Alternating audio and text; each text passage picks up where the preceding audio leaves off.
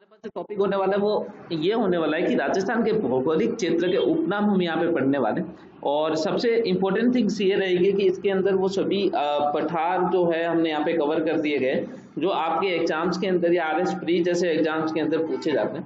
तो सबसे पहले बात करते हैं राजस्थान के भौगोलिक पठार के अंदर भौगोलिक क्षेत्र के उपनाम में। सबसे पहला यहाँ पे होने वाला है हमारे पास भोराट या भोराट पठार। भोराट या भोराट पठार, इसको भोराट भी बोलते हैं, भोराट भी बोलते हैं। अब बात करते हैं यह कहाँ स्थित है। सबसे पहले देखिए भोराट का पठार उदयपुर जिले के कुंभलगढ़ और गोकुंदा के मध्य का जो भी क्षेत्र है, जो भी पठारी भाग है, वही क्या है, भोराट है।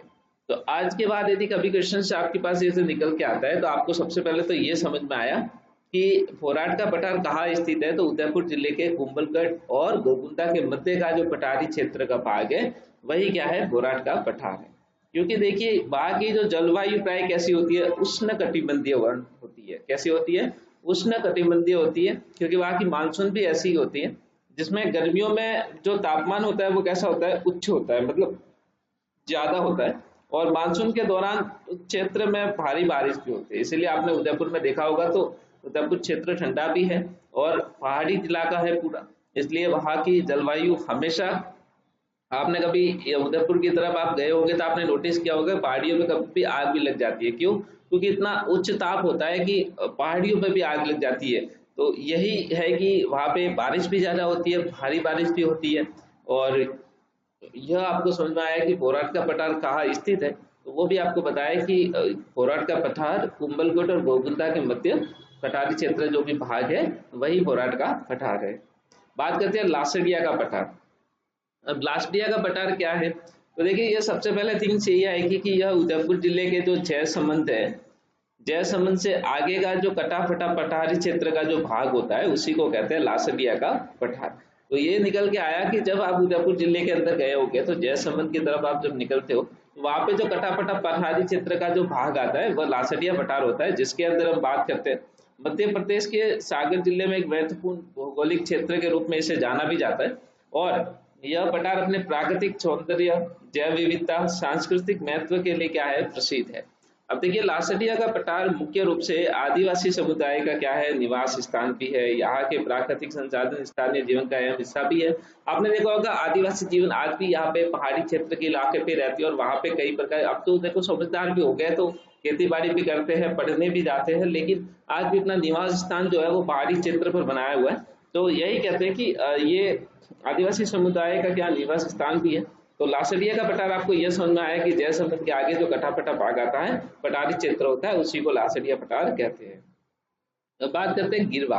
गिरवा एक क्षेत्र है जिसके बारे में हम बात करने वाले। तो गिरवा देखिए यह उदयपुर जिले के चारों ओर पहाड़ियों के कारण उदयपुर की जो आकृति है वो कैसी होगी है, तस्तरी नुमा हो जाती है। तस्तरी नुमा बेसिन जैसी है, जिसे स्थानीय भाषा में क्या कहा जाता है, गिरवा कहा जाता है। तो उदयपुर जिलों के चारों ओर आपने देखा होगा, कभी उदयपुर निकले तो वहाँ चारों ओर आपको पहाड़ी इलाका ही दिखेगा, चारों ओर पहाड़ों से आप घिरे हुए दिखोगे और वह एक आकृति बनाता है, कैसी, तस्तरी नुमा बेसिन जैसी आकृति बनाता है, उसी को गिरवा कहा जाता है।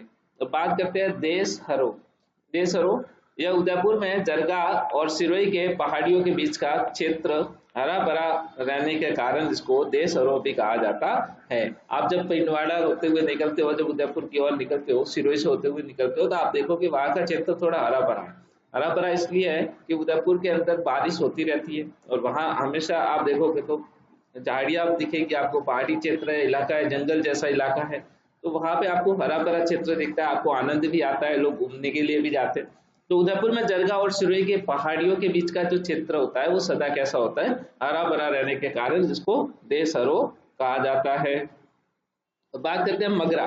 मगरा क्या है, तो यह उदयपुर का उत्तरी पश्चिमी पर्वतीय क्षेत्र का भाग है, जिसको क्या बोला जाता है, मगरा। मगरा कहलाता है। उदयपुर का जो उत्तरी पश्चिमी पर्वतीय क्षेत्र का जो भाग होता है वही मगरा कहलाता है। मगरा के बाद आप अपन बात करते हैं ऊपरमाल की।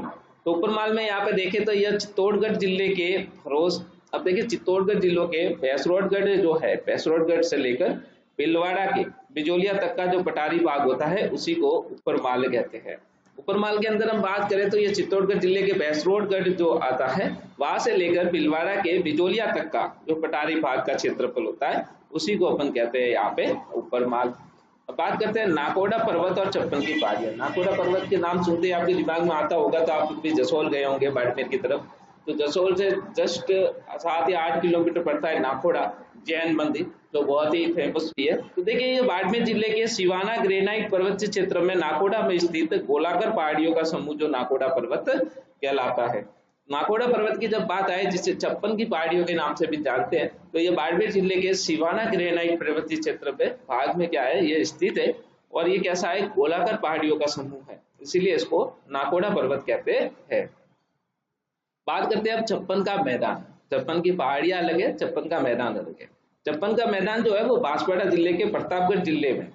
अब देखिए बांसवाड़ा जिले के जो प्रतापगढ़ जिले के मध्य का जो भूभाग है, जो क्षेत्र है, वही छप्पन का क्या है, वही छप्पन का मैदान कहलाता है। अब देखिए इस मैदान में आपको बताऊं तो एक खासियत क्या है कि इस मैदान से ही माई नदी बनाती है। इस मैदान ही क्या बनाता है, माई नदी बनाता है। क्यों? क्योंकि यहाँ पे 56 गांवों का समूह भी बोलते हैं या 56 नालों का समूह भी होता है, इसीलिए इसे छप्पन का मैदान कहा जाता है। उम्मीद है आपको यहाँ तक समझ में आया होगा। बात करते हैं कांठल।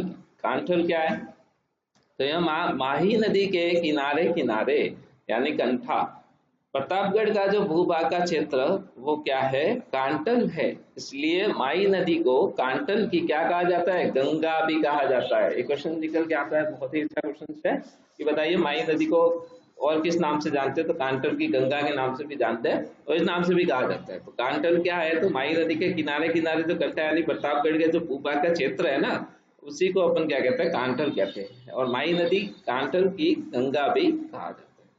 बात करते हैं भाखर या बाकर। अब ये नाम सुनते ही आपके दिमाग में यह आना चाहिए कि सीधा सिरोही क्षेत्र की बात कर रहे हैं। या पूर्वी सिरोही क्षेत्र में अरावली की तीव्र ढाल वाली ऊबड़ खाबड़ पहाड़ियां आपने देखी होगी, बहुत सारी पहाड़ियां ऊबड़ खाबड़, और उसी क्षेत्र को अपन भाकर कहा जाता है या भाखर कहा जाता है। तो उम्मीद है यहाँ तक समझ में आया। बात करते हैं खेराड़। खेराड़ जो है वो यह भीलवाड़ा जिले व टोंक जिले का वो क्षेत्र भूभाग है जो बनास बेसिन में स्थित है, उसको क्या कहा जाता है, खेराड़ कहा जाता है। यह खेराड़ क्या है, तो भीलवाड़ा व टोंक जिले का वह क्षेत्र का क्या है, भूभाग है जो बनास बेसिन में स्थित है, उसी को खेराड़ कहा जाता है। अब बात करते हैं दरियन। दरियन देखते हैं, तो दरियन में यह जैसलमेर जिले के बलुका स्तूप युक्त क्षेत्र का भूभाग है जहाँ जनसंख्या न के बराबर होती है और दरियन इसे कहा जाता है। दरियन के बाद हमारे पास आती है कुबर पट्टी। यह नागौर जिले के जल में फ्लोराइड की मात्रा इसमें क्या होती है, अधिक होने के कारण शारीरिक विकृति जो होती है वह क्या होती है, खूब बढ़ जाती है। और लास्ट में हमारे पास आएगा लाठी सीरीज। लाठी सीरीज में हम देखें यहाँ पे, तो यह जैसलमेर जिले के पोखरण और मोहनगढ़ तक पाकिस्तान की जो सीमा के सहारे विस्तृत एक भूभाग है जहाँ पे मीठे जल की क्या है, धार है, उसको लाठी सीरीज भी कहा जाता है। इसका सेवन घास उगने के लिए भी करते हैं। तो उम्मीद है आपको यहाँ तक समझ में आया होगा। Thank you so much for watching.